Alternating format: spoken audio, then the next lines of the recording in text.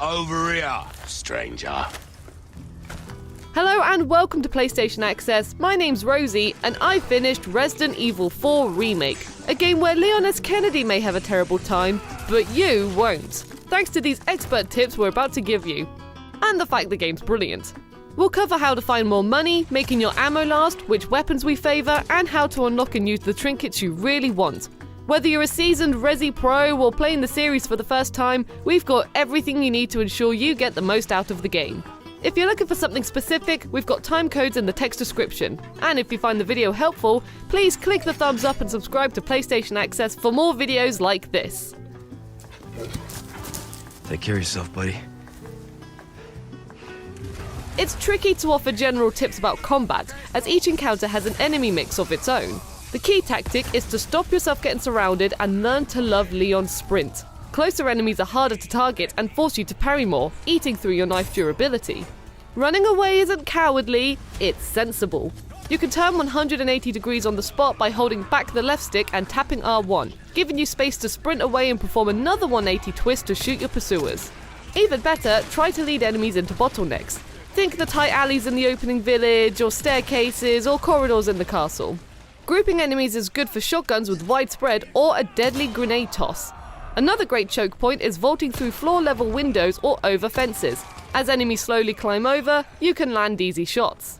When enemies are grouped, they're easier to scatter with one of Leon's melee attacks. Shoot an enemy in the knee to stagger them and press X to send them and nearby buddies flying. The stagger and melee combo is a great way to conserve bullets, so familiarize yourself with it as early as possible.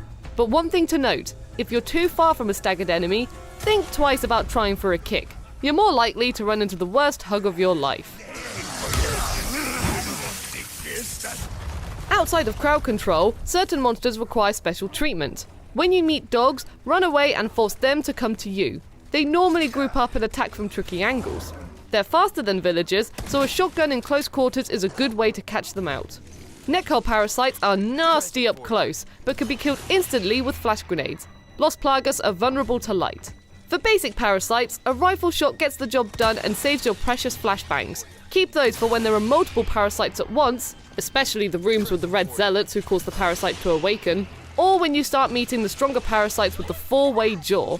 These guys eat bullets like I eat shreddies, so flash them away. I also like to use the flash grenades on the free-roaming parasites. These guys move between hosts and can be a big drain on ammo. Christ!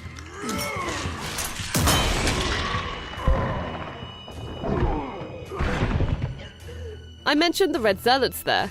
These guys make every fight 10 times harder as their chanting staggers Leon and erupts parasites from nearby monks. Make them a priority in any fight. They'll often hide on higher ground, so sniping them with a rifle or chucking a grenade their way is recommended. From the castle forward, you'll also get shielded enemies.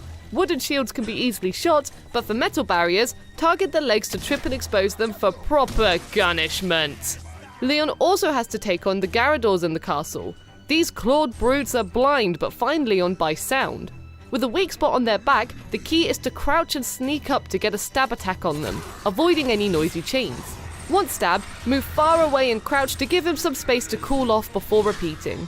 Later, you fight two at once. It's hard not to make noise as there are other enemies, but the Garradors will kill them for you. Once it's just you and the monsters, you can shoot the bells to draw them towards the noise, opening their backs for easy attacks. Finally, the regenerators. Every bit as horrible as they were in 2005, but also every bit as susceptible to the attachable biosensor scope you collect in the systems room. The key to killing them is to hit glowing parasites inside their bodies. When the regenerator crawls on the floor, the parasites are harder to hit, so get some distance from them and wait for them to stand back up. Even better, take shots at them before they're properly activated. You can target sleeping regenerators in their tanks, and can also use the biosensor to spot them inside these sacks before they pop out for a surprise attack. And while we're talking biosensor, you can use it on any Ganados with a parasite head to see a weak spot for a quicker kill. What with bullets being as versatile as they are, so much of Resident Evil 4's challenge revolves around efficient ammo management. In combat, there are a couple of great tricks for stretching ammo further. The most crucial is letting enemies kill each other for you. There are often villagers throwing dynamite, but resist the temptation to always target them first. They're throwing explosions towards you, which is the same place the other villagers are shambling. So let the booms do the work for you. The same goes with traps. Resist the temptation to shoot when enemies. They can trigger them too, and using a melee kick on a trapped villager takes their leg off for an instant no-bullet kill. With ammo being so precious, we suggest saving ammo crafting for when you desperately need it, rather than guessing what you may need soon. The action pauses while you craft, so you can save it for desperate situations.